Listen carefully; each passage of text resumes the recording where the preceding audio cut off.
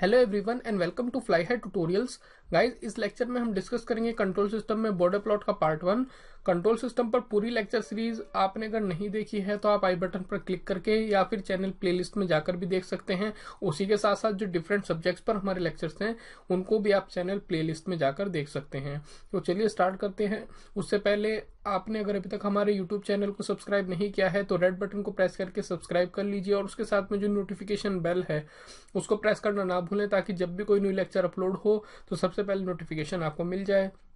और जो हमारा चैनल है नॉन टेक सब्जेक्ट से रिलेटेड फ्लाई हाई क्लासेस के नाम से, उसको भी सब्सक्राइब कर सकते हैं, लिंक मैंने डिस्क्रिप्शन में दिया हुआ है। तो लास्ट फ्यू लेक्चर से आपको पता है हमने काफी टाइप के प्लॉट्स डिस्कस किए हैं, पोलर प्लॉट्स हो चाहे आपके नाइक्विस्ट प्लॉट हो। तो यहाँ पर हम बात करने वाले हैं आज बॉर्डर प्लॉट के बारे में। तो जब भी आपको कॉम्प्रिहेंसिव स्टडी करनी होती है किसी भी सिस्टम की, तो वहां पर एक बहुत ही पावरफुल टेक्निक है जिसे हम कहते हैं frequency response method of analysis. इसी के बारे में हम पीछे से पढ़ते आ रहे हैं।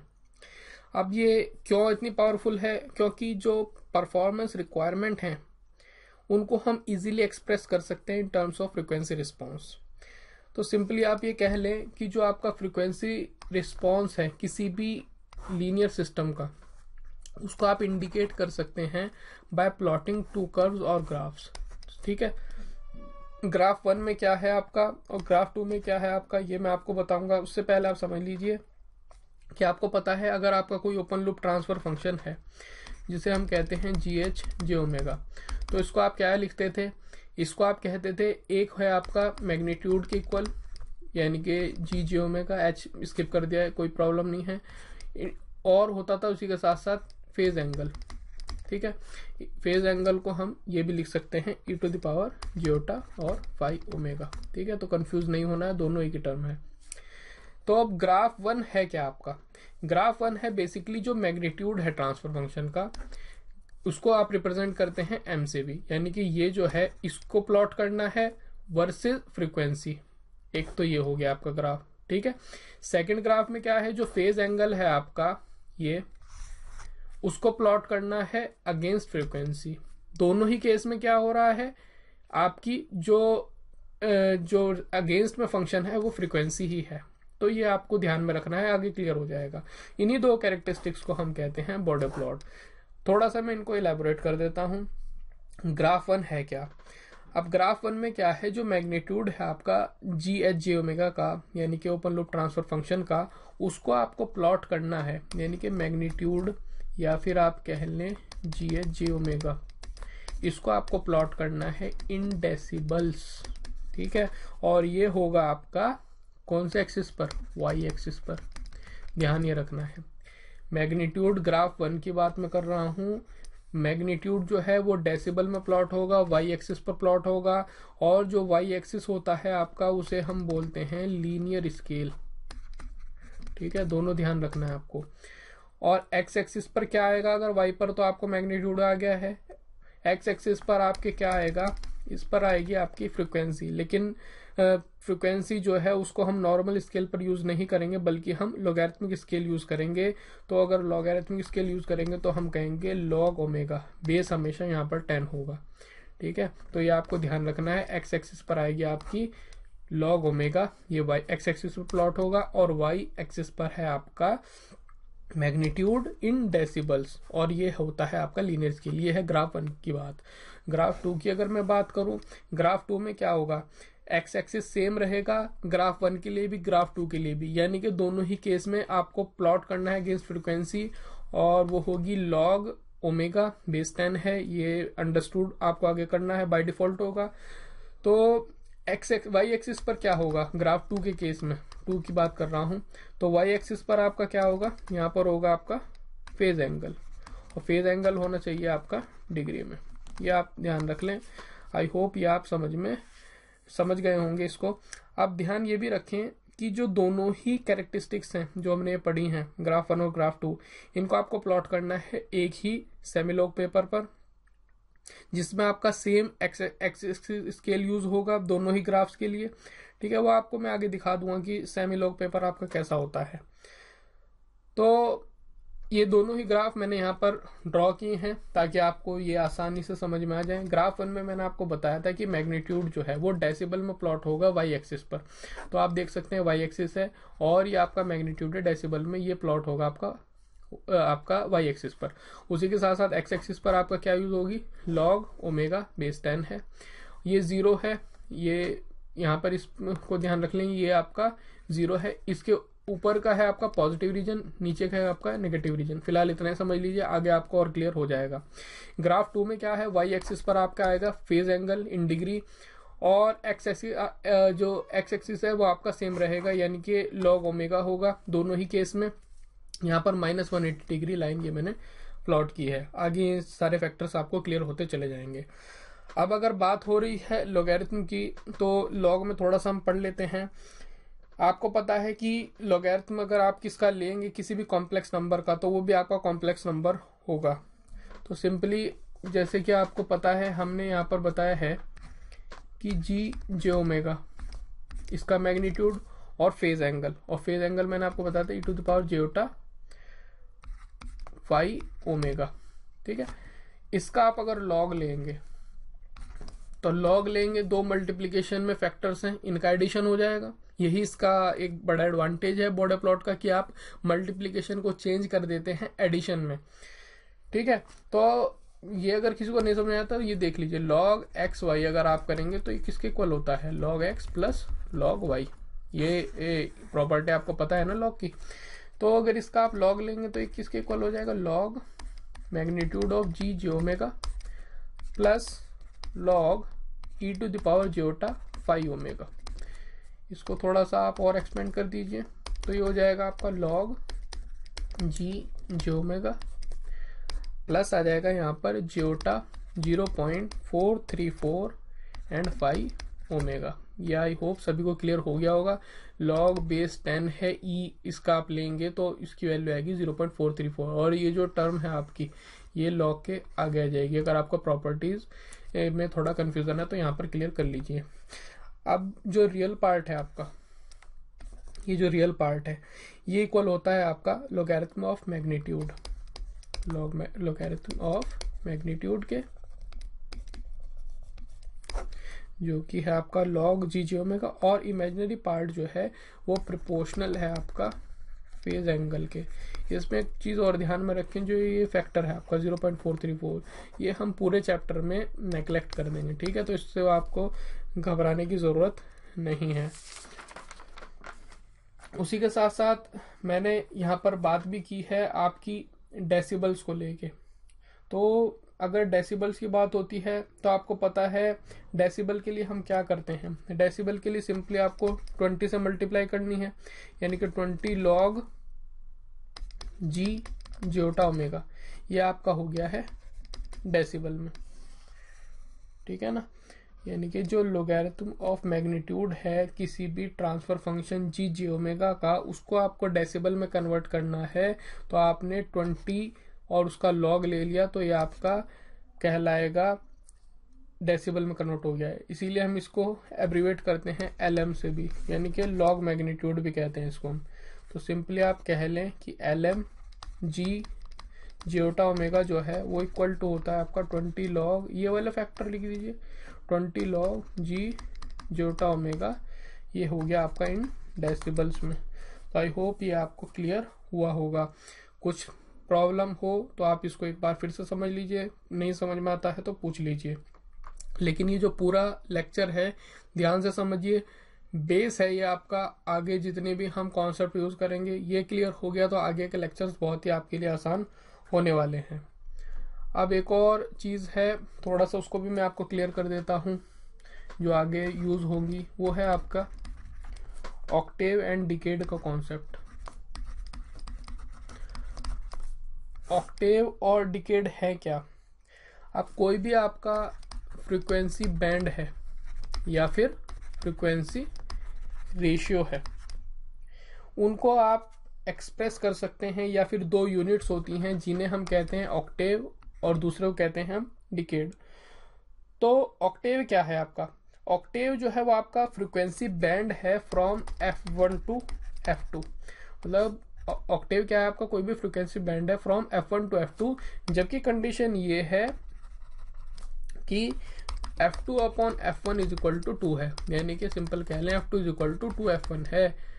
ये अगर 1 है F1 तो F2 आपकी क्या होगी, 2 होगी, ये 2 है तो F2 4 होगी, यानी कि एक है, फिर 2, फिर 4, फिर 8, इस तरीके से आपका आगे ग्राफ चलेगा, तो उसमें आपको समझ में आ जाएगा।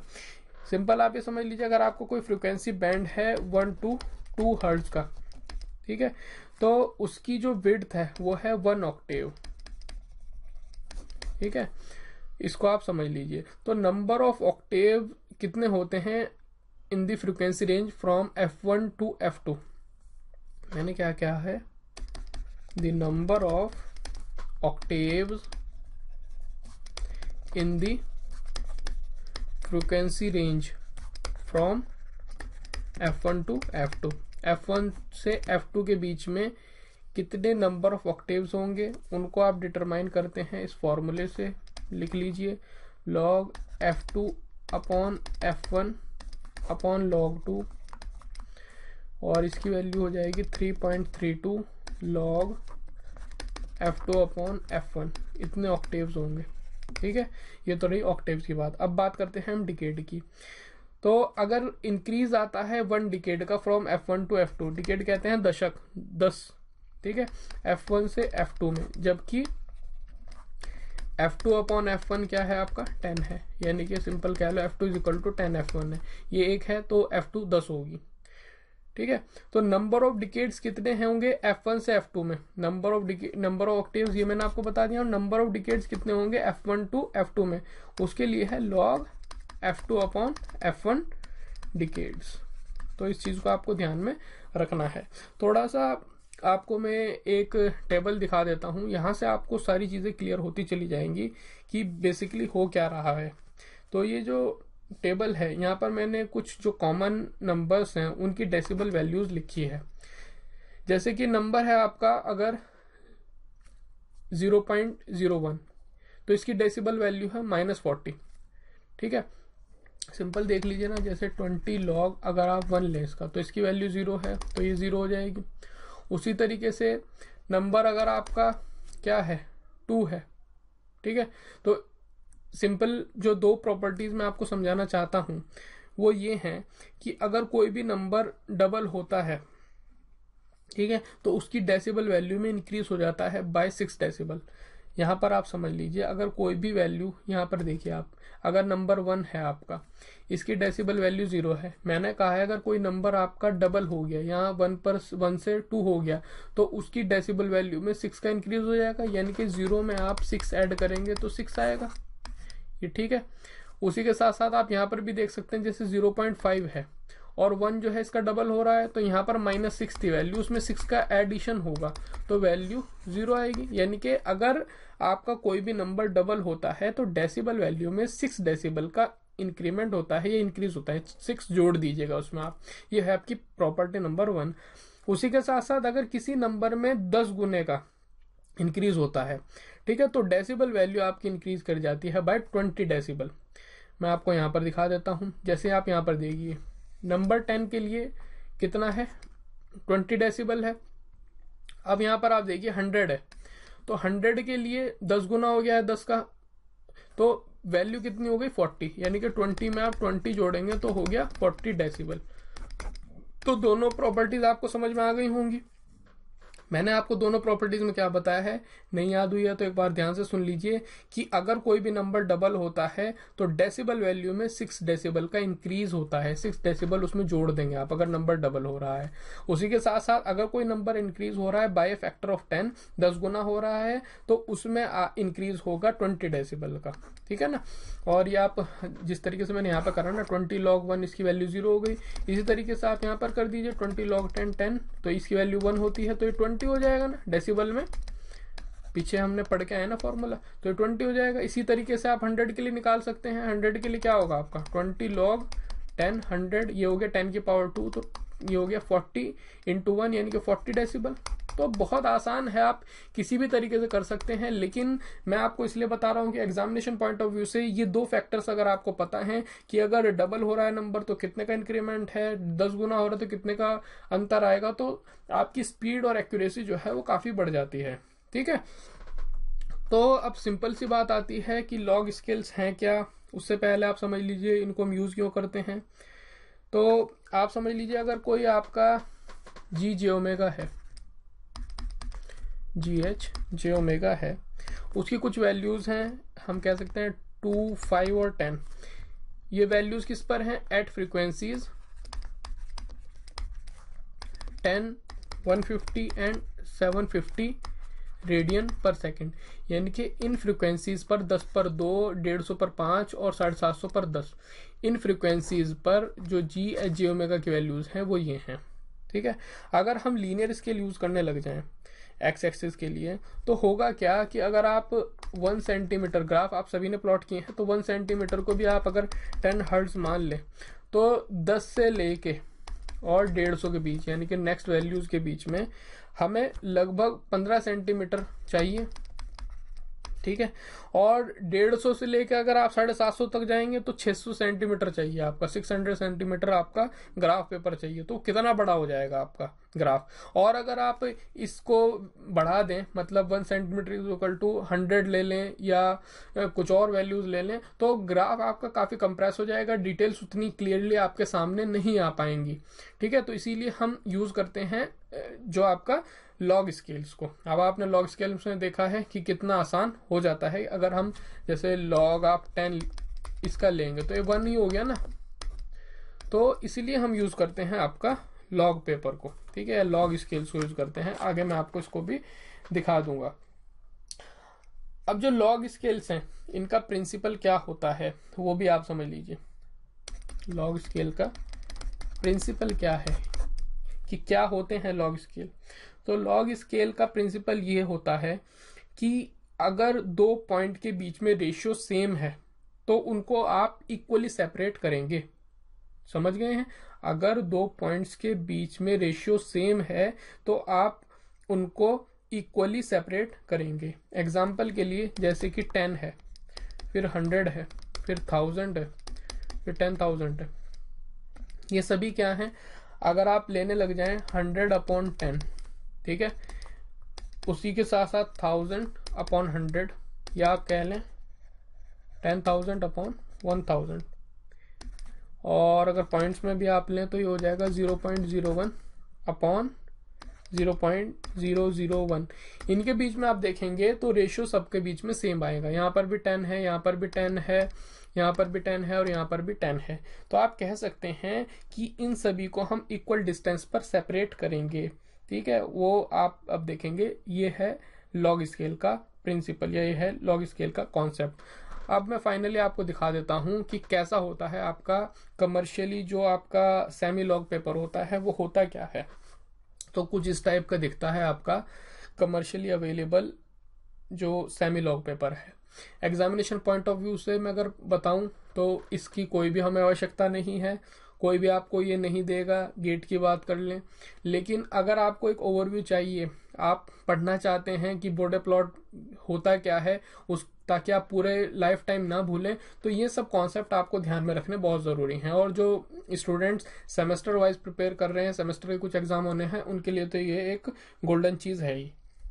तो अब यहाँ पर आप देखेंगे इस ग्राफ को, तो यहाँ पर ये आपका एक्स एक्सिस है, नीचे एक्स एक्सिस है और ये वाई एक्सिस है आपका। ठीक है ना, यहाँ पर आप देखिए तो कुछ नंबर लिखे हुए हैं लेफ्ट हैंड साइड में टॉप में। ये देखिए आप 1 लिखा हुआ है, फिर 2 है, 3 है, 4 है, 5 है, अप टू 9 है। लेकिन उसके बाद फिर से रिपीट है 1, फिर यहाँ पे 9 तक जा रहे हैं, फिर से फिर 1 है। तो इस तरीके से इसमें लिखे हुए होते हैं। तो यहाँ पर हम कह सकते हैं कि आपके 1 to 9 के लगभग 3 साइकिल्स भी हो सकते हैं और कई बार 5 साइकिल्स भी हो सकते हैं 1 to 9 के। ठीक है, तो अगर हम फ्रीक्वेंसी को प्लॉट करेंगे यानी कि लॉग ओमेगा, तो वो हम इसी पर प्लॉट करेंगे। यहाँ पर आपके जब मैं ये एग्जांपल्स के माध्यम से इसको और डिटेल में पढ़ाऊंगा तो आपको ये समझ में आते चली जाएंगी सभी चीज़ें। और जो आप वाई एक्सिस पे देखेंगे तो वाई एक्सिस पर आपका ये लीनियर स्केल है, इसमें कोई भी आपको प्रॉब्लम नहीं होनी चाहिए, वही नॉर्मल स्केल है जो आप पढ़ते आ रहे हैं। सभी इक्वली सेपरेटेड हैं, इक्वली डिस्टेंस पर हैं, 1 इंचेस कह सकते हैं आप। और ये देख लीजिए आप 1 इंचेस पर सभी हैं। तो ये आपका वाई एक्सिस जो है ये नॉर्मल होता है, और एक्स एक्सिस आपको मैंने बता दिया वो किस तरीके से आपका दिखेगा, ठीक है ना। तो इसमें कोई कंफ्यूजन नहीं होना चाहिए। और एक बार और रिपीट करा दूं कि वाई एक्सिस पर हमें क्या प्लॉट करना है, आपको मैग्नीट्यूड प्लॉट करना है इन डेसिबल्स, उसी के साथ साथ जो फेज एंगल है उसको प्लॉट करना है हमें डिग्री में, और एक्स एक्सिस पर आएगा आपका लॉग ओमेगा। तो आई होप ये आपको क्लियर हुआ होगा। अब इसमें आपको सिंपल सी एक चीज और कॉन्सेप्ट आपका क्लियर कर दूं कि सपोज कीजिए जो हमारा ये है लेफ्ट वाला, ये जो सबसे लेफ्ट में जो टॉप में 1 है, इस पर हमें क्या कर रहे हैं, हमें सपोज कीजिए जो लेफ्ट वाला है इस पर हमने किया है 0.1 रेडियन पर सेकेंड हमने यहाँ पर दिया है। और जो नेक्स्ट 1 है आपका, नेक्स्ट 1 कौन सा है आपका, नेक्स्ट 1 देख लीजिए आप, नेक्स्ट 1 जो ये वाला है आपका, इस पर आपका क्या होगा, नेक्स्ट 1 जो है आपका इस पर होगा आपका 10 रेडियन पर सेकेंड, ठीक है। उसके बाद जो अगला 1 है उस पर आएगा आपका 100 रेडियन पर सेकेंड। तो आप सिंपली क्या कह रहे हैं कि हम क्या कर रहे हैं, 10 टाइम्स द प्रीवियस वैल्यू, ठीक है। यानी कि एक डिकेड आगे बढ़ रहे हैं हम, हर 1 पे जाने के लिए हम एक डिकेड आगे बढ़ रहे हैं। यहाँ पर 0.1 था तो अगला आपका हो जाएगा, सॉरी ये 1 आएगा, ये 1 रेडियन आएगा और ये 10 आएगा, ठीक है ना, क्योंकि हम 10 गुना ही आगे बढ़ रहे हैं। तो इस तरीके से आपने देखा आपको प्लॉट करना है। सिमिलरली अगर हम 2 को ले लें, हम जो ग्राफ में आपको मैंने दिखाया है, ये अगर हम 2 को ले लें इसको, और इस 2 पर आप प्लॉट करने लग जाएं 0.2 रेडियन पर सेकेंड, तो नेक्स्ट पर आप कितना करेंगे, नेक्स्ट पर आप करेंगे 2 रेडियन पर सेकेंड। उसी तरीके से अगले पर आप क्या करेंगे 20 रेडियन पर सेकेंड, इसमें भी 10 गुना, यानी कि एक एक डिकेड आप आगे बढ़ रहे हैं। तो ये आप समझ गए होंगे कि मैं कहना क्या चाह रहा हूं, कि अगर 1 पर आपका 1 है तो अगले उस पर देखिए, अगर सिंपल में एक लाइन ड्रॉ कर दूं, ये जो 1 है मेरा, इस पर अगर आपका 10 है तो अगला जो 1 होगा उस पर आपका 100 होगा, उसके बाद जो अगला 1 है उस पर आपका 1000 होगा, ठीक है। इसी तरीके से अगर मैं कहूँ 2 है, इस पर आपका 20 है तो अगला जो 2 होगा उस पर आपका 200 होगा, उसी तरह अगला जो आपका 2 होगा उस पर आपका 2000 होगा, 10 गुना बढ़ते जाएंगे हम। तो ये है आपका log scale on semi log paper, इस तरीके से हम उनको ड्रॉ करते हैं। तो सिंपली आप ये समझ लीजिए, अगर आपको जो लेफ्ट मोस्ट 1 की वैल्यू अगर आपको पता है तो आपको सारी फ्रीक्वेंसीज को ऑटोमेटिकली फिक्स कर सकते हैं, यानी कि 10-10 गुना आप बढ़ते जाइए तो ऑटोमेटिकली आप फिक्स कर सकते हैं। मैंने आपको बताया कि अगर मुझे सिंपली ये पता है कि जो फर्स्ट लेफ्ट मोस्ट मेरा 1 है उस पर मुझे 0.1 रेडियन पर सेकेंड को ड्रॉ करना है, ये पता है, तो अगली जो फ्रीक्वेंसीज हैं उनको मुझे पता करने की जरूरत ही नहीं है, मैं 10-10 गुना उनको इंक्रीज करता चला जाऊंगा। तो ये इसका कॉन्सेप्ट है, आप इसको दिमाग में बैठा लीजिए, आसान है बहुत, सिर्फ समझने की देर है। अब वाई एक्सिस पर मैंने आपको बता दिया है ये ऑर्डिनरी स्केल है, और क्या उसमें आप प्लॉट करेंगे, प्लॉट ग्राफ 1 की बात करूं तो डेसिबल्स में मैग्नीट्यूड, और ग्राफ 2 की बात करूं तो फेज एंगल इन डिग्रीज, ये वाई एक्सिस पर आएगा। तो आई होप ये जो पूरा मैंने आपको कॉन्सेप्ट इतनी डिटेल में बताया है ये आपको क्लियर हुआ होगा। ये इसीलिए मैं आपको बता रहा हूं कि अगर ये कॉन्सेप्ट आपको क्लियर हो गए तो जो न्यूमेरिकल्स आते हैं गेट लेवल में या फिर ईएस वगैरह में तो बहुत आसान आपके लिए हो जाएंगे। तो अब हम यहाँ पर बात करेंगे कि स्टैंडर्ड फॉर्म क्या है जी ओमेगा की। तो सिंपली इसमें समझ लीजिए जो फ्रीक्वेंसी ट्रांसफर फंक्शन है उसको आप लिख सकते हैं, मतलब जनरलाइज फॉर्म क्या हो सकती है, तो सिंपल सा हम समझते आ रहे हैं वो रेशियो ऑफ पॉलिनोमियल्स है। आप अगर ये कह लें GHS तो ये आपका होगा न्यूमरेटर अपॉन डिनोमिनेटर, या आप इसको कह लें A0 S की power m plus A1 S की power m-1 plus A2 S की power m-2 and so on. उसी के साथ साथ नीचे आप लिख लीजिए डिनोमिनेटर में B0 S की power n plus B1 S की power n-1 plus B2 S की power n-2 and so on, इस तरीके से लिख सकते हैं। अब इसके आप फैक्टर करने लग जाएंगे तो फैक्टर में आपको क्या क्या मिल सकती हैं, एक कांस्टेंट टर्म मिल सकती है, उसी के साथ साथ ऊपर s की फॉर्म में कुछ मिल सकता है तो उसको हम कह सकते हैं s की पावर g है, प्लस एस प्लस Z1, ऊपर जीरोज मिलते हैं, आप सभी को पता है, ये दूसरा जीरोज हो गया है। अपॉन में आएगा आपका एस की पावर के, यहाँ पर अगर आप फैक्टर करेंगे इस इक्वेशन के तो आपको कुछ भी मिल सकता है। प्लस आएगा जो पोल्स हैं यानी कि S plus P1, S plus P2 and so on. ठीक है, अब ध्यान में रखना है कि जब आपके पास न्यूमेरिकल की फॉर्म में आएगा, ये प्लॉट करना होगा, तो या तो एस की पावर जी प्रेजेंट होगा, एस की पावर के प्रेजेंट होगा। सिंपल सी बात, अगर ऊपर एस की पावर 4 है, नीचे एस की पावर 2 है, तो आप इसको एस की पावर 2 लिख सकते हैं ना। तो ये आपको ध्यान में रखना है। अब सिंपली हम क्या करेंगे, आप यहाँ से इसको ये भी लिख सकते हैं K1 एस की पावर जी, Z1 Z2 आप कॉमन निकाल लीजिए, तो यहाँ पर आपको क्या मिल जाएगा 1 प्लस एस अपॉन Z1। उसी तरीके से यहाँ पर मिल जाएगा आपको 1 प्लस एस अपॉन Z2, और यहाँ पर आपको क्या मिल जाएगा एस की पावर के 1 plus S upon P1, 1 plus S upon P2। अब यहाँ पर K था, ये K1 है, तो K1 है क्या आपका यहाँ पर, तो K1 जो है वो आपका किसके इक्वल हो गया, K और Z1 Z2 ऊपर से कॉमन है, Z1 Z2 अपॉन में क्या आएगा P1 P2 नीचे से आए आपके, तो P1 P2, तो K1 आपका इनके इक्वल है। ठीक है, घबराना नहीं है, इसको देख के क्लियर होता जाएगा। अब हम क्या करेंगे, S is equal to zeta omega put कर दीजिए, तो जेटा ओमेगा पुट कर देंगे तो आपको क्या मिल जाएगा, GH zeta omega is equal to क्या मिल जाएगा आपको, होगा K1 जेटा ओमेगा की power G 1 plus zeta omega upon Z1, 1 plus zeta omega upon Z2। ठीक है, उसी के साथ साथ नीचे क्या मिल जाएगा आपको, जेटा ओमेगा की पावर K और 1 प्लस जेटा ओमेगा की upon P1, 1 plus zeta omega upon P2, ये मिल जाएगा आपको। अब सिंपल है क्या, K1 की बात करूं, K1 है आपका बॉडी गेन। ठीक है, इसको ध्यान में रख लीजिए, बॉडी गेन है आपका, या फिर इसे हम गेन कांस्टेंट भी कहते हैं। क्या कहते हैं, गेन कांस्टेंट, इसको आप ध्यान में रख लीजिए। इसे अगर मैं इक्वेशन 1 कह लूं, ठीक है, तो ये है आपकी स्टैंडर्ड फॉर्म, या इसे हम कहते हैं बॉड फॉर्म। ठीक है, इस क्यों कहते हैं ये भी आपको क्लियर हो जाएगा। अब आपको ये मिल चुका है स्टैंडर्ड फॉर्म। हम बॉर्डर प्लॉट के लिए क्या करेंगे, इसका लॉग लेंगे, तो लॉग लेंगे तो जितने भी टर्म्स हैं ये सभी एडिशन में आ जाएंगे। ठीक है, तो ये मैं आपको प्रीवियसली बता ही चुका हूं। तो जो गेन जो है आपका K1, इसके बारे में समझ लीजिए, जो गेन K1 है आपका वो रियल नंबर है, और ये पॉजिटिव भी हो सकता है और नेगेटिव भी हो सकता है। यानी कि अगर रियल नंबर है, अगर 2 है या 3 है, तो 2 पॉजिटिव भी हो सकता है और नेगेटिव भी हो सकता है। इसीलिए जो एंगल होगा इसका वो 0 डिग्री या फिर 180 डिग्री होगा। ये मैं आगे आपको क्लियर कर दूंगा। तो यहां से आपको पता क्या लगा, मैं बताना क्या चाह रहा हूं आपको, कि जो इक्वेशन 1 हमने बनाई है, तो यहां से आपको पॉसिबल फैक्टर्स जो हैं क्या क्या हो सकते हैं जी जे ओमेगा के, उनकी लिस्ट मिल गई आपको यहाँ से, कि अगर कोई भी आपको क्वेश्चन आ जाए तो उसमें ये फैक्टर्स ही होंगे। और अगर आप इन फैक्टर्स को पढ़ लें, इन फैक्टर्स को समझ लें कि इसका प्लॉट किस तरीके से बनाएंगे, इसका प्लॉट कैसे बनाएंगे, तो आप कोई भी क्वेश्चन आसानी से सॉल्व कर सकते हैं। तो सिंपल सी बात यह है कि जो पहला आपका बॉडी गेन है, एक तो वो मिला आपको K1, ये जिससे हम कॉन्स्टेंट फैक्टर भी कहते हैं।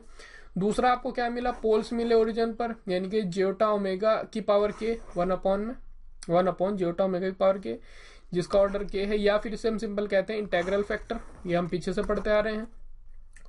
उसके बाद आपको एक जीरोज मिले ओरिजिन पर, जिसे हमने कहा जे ओमेगा की पावर जी, अगर इसका ऑर्डर जी है, या फिर इसे हम कहते हैं डेरिवेटिव फैक्टर भी।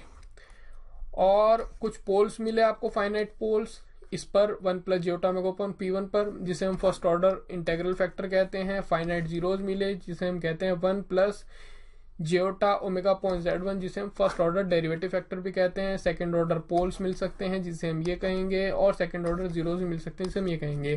कुल मिला के आप ये कह लें कि आपको ये पॉसिबल फैक्टर्स मिल सकते हैं GH जे ओमेगा के, और इन्हीं के प्लॉट्स को हम डिटेल में स्टडी करेंगे कि किस तरीके से इनका हम बॉर्डर प्लॉट डिजाइन करते हैं। तो अगर ये आपने ध्यान कर लिया है तो आगे के सभी क्वेश्चंस आपके लिए इजी हो जाएंगे।